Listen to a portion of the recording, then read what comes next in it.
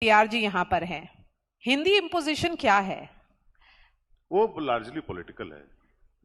मुझे नहीं लगता कि कोई किसी पे कोई लैंग्वेज इंपोज कर रहा है। You're 100% right, ये sir. पूरी तरह से पॉलिटिकल है। जो भी पॉलिटिशियंस क्या करेंगे, उनका भी तो प्रोफेशन है। मैं छोड़ दूं अपना काम? ये प्रोफेशनल कंपल्जन है। नहीं, मैं आपको एक चीज कहता हूं, कमलेश जी, एक बात कहता हूं। भारत सरकार जब 50 करोड़ रुपया बजट में रखती है कि हिंदी को प्रमोट करना है पूरे भारत में, और जब एक पैसा भी नहीं देती है तेलुगु को प्रमोट करने के लिए, बांग्ला को प्रमोट करने के लिए, मैं क्या समझूं उसको?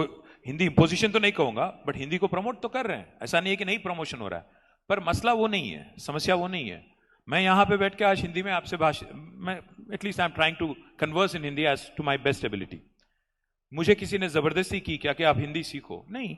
पर अगर कल कोई ये कहेगा कि भारत में जितने भी राज्य हैं, 28 राज्य, और हर राज्य में कल अगर आपको सीआरपीएफ में आना है, या भारत को कोई किसी को आर्मी में आना है, या कोई रेलवेज में काम होना है, तो आपको हिंदी में परीक्षा लिखना पड़े, तो ये तो गलत है।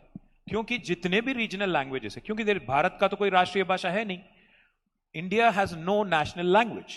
India has 22 official languages, 300 unofficial languages, some languages which do not even have a script. So all I'm saying is, I'm not going to enforce Telugu on you. Why are you enforcing or imposing Hindi on me? Leave it to the country, leave it to the people of this country. Why are we imposing ourselves on each other? Hindi imposition, see, for example, if Tamil Nadu feels very strongly, or Karnataka feels very strongly, or even Maharashtra feels very strongly, or Telangana feels very strongly, that Hindi should not be imposed, so be it. See, Prime Minister P.V. Narasimha Rao was able to converse in 16 languages, including French, German, and Spanish. So my point is, it is the individual's appetite, it is the individual's interest that should dictate. And also, Kamlesh ji, language is not just political issue. Language is not just a communication tool. Language is also cultural identity. Remember that. See, in fact, the beauty of India is unity in diversity. भी हम लोग बार-बार कहते रहते हैं। अगर आप हिंदी को इंपोज करोगे, हिंदी को जबरदस्ती साउथ में या कहीं और इंपोज करने की कोशिश करोगे, you are undermining the very idea of this diversity. You are undermining the authority of this country which is based on our beautiful diversity.